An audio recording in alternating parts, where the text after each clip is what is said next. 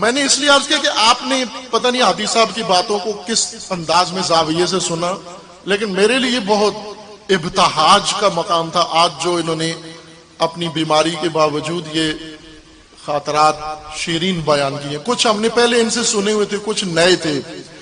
یہ جو جوتے والا واقعہ تھا یہ میں نے پہلی دفعہ سنا ہے ان سے، کہ شہید کی راہ، شہید کا راستہ کون سا ہے. بہت سارے لوگ آپ کو بتاتے ہیں نا کہ شہید کا راستہ کیا ہے، شہید کا کام سب کو ساتھ لے کے چلنا تھا. یہ نہیں ہے شہید کا راستہ. شہید کا راستہ یہ جو آج آپ نے سنا ہے. 2500 سالہ شاہنشاہی کا جشن محمد رضا شاہ پہلوی نے ایران میں منایا تو امام نے اس کے خلاف ایک تقریر کی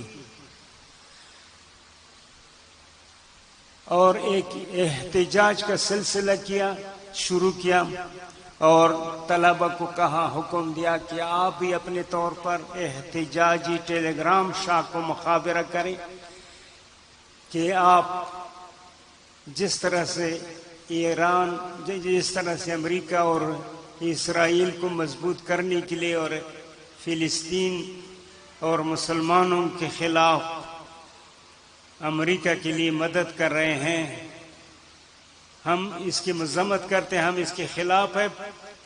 پورے حوضہ نجف میں پاکستانی طلبہ میں سے صرف شہید عارف حسینی تھے جس نے ٹیلی گرام، احتجاجی ٹیلی گرام بھیجا.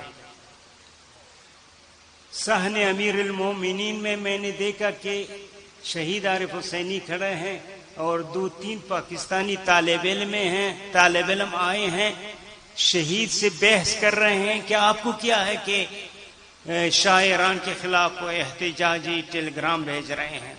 ہم ایرانی ہیں، ہم پاکستانی ہیں، ہم جب یہاں سے جاتے ہیں ایران کے راستے سے جاتے ہیں. یہ ٹیلی گرام جو آپ نے بھیجا ہم پورے پاکستانی طلبہ کے لیے مشکلات کھڑے کریں گے. ہمیں جب ہم ایران میں جائیں گے، عراق سے نکلیں گے، راستے میں ہمیں پکڑیں گے کہ آپ نے کیوں کیا ہے. تو شہید ان کو قائل کرنے کی کوشش کر رہے تھے کہ یہ ہمارا شرعی فرض ہے، یہ مرجع تقلید ہے، ہمارا رہبر ہے، یہ میں نے ان کا حکم مانا ہے. لیکن وہ پاکستانی طلباء احتجاج کر رہے تھے اور سختی سے کہہ رہے کہ یہ آپ نے غلط کیا. جب وہ قائل نہیں ہوئے تو شہید حسینی نے کہا کہ آپ خاموش ہوتا ہے یا میں اپنا جوتا نکالوں تمہارے سر پر ماروں.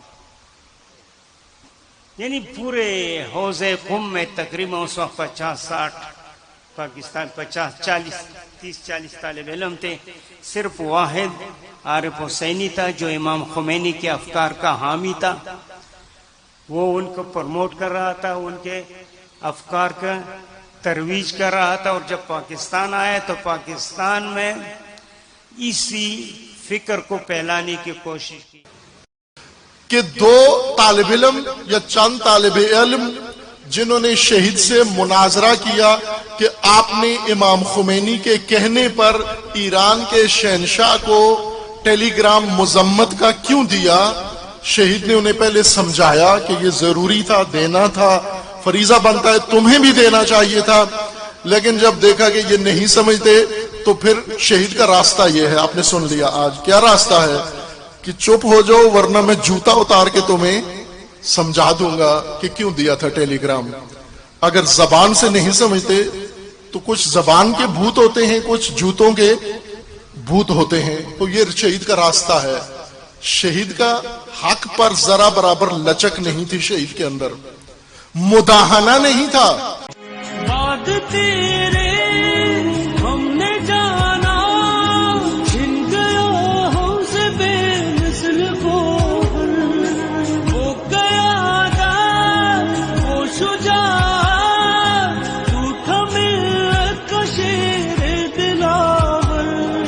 سوگوار آج ہے ایک زمانہ اٹھ گیا پھر زندگی، یاد تیری رہے گی اب تک، داغ تیرا رہے